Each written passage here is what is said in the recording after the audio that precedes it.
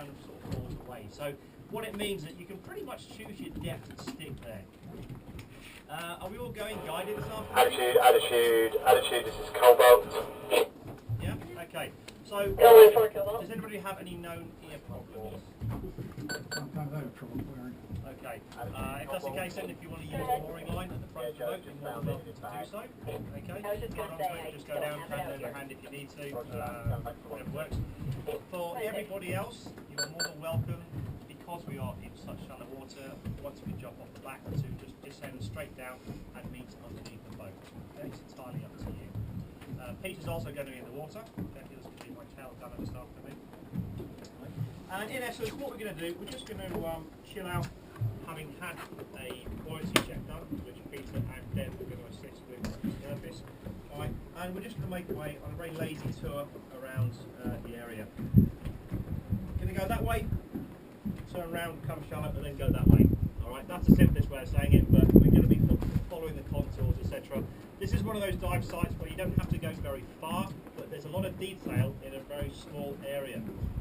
The hard pan where we're moored up in is one of the best places on the North Fork to actually go exploring. There are lots of individual coral heads or bommies, and it's the kind of place that you can spend the whole dive just passing around here. You don't need to go very far. So we'll be looking at that in a lot of great detail towards the latter half of the dive. The information that I am interested in, please guys, is for you to let me know when you get down to half tanks. So somewhere between 15 and 1600 psi.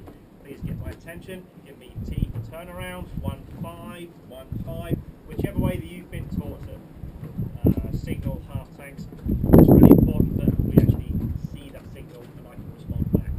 As Peter's probably already told you, we are all trained in the ways of the Jedi here at Dive Tech. We can sense signals, but we do actually like to see them so that we can respond. Okay, so get our attention, let us know half tanks, and if we haven't turned the dive by then, we will be turning the dive at that point once we come shallower to the top of the reef. You've got this little odd feature here where you've got like a cutaway in here. You've got a small sliver of reef, which is worth looking at on the way out, and you've got lots of sand pyramids out in the sand here in sort of 45 to 55 feet. These are made by the sand lugworm. Very rarely that you'll see the sand lugworm, but sometimes you'll see a little bit of Vesuvius coming out the top of the sand pyramid. So it's always good just to take a look, because you never know what else is going to be living in there. Okay, lots of whip corals down here, a couple of very prominent coral heads.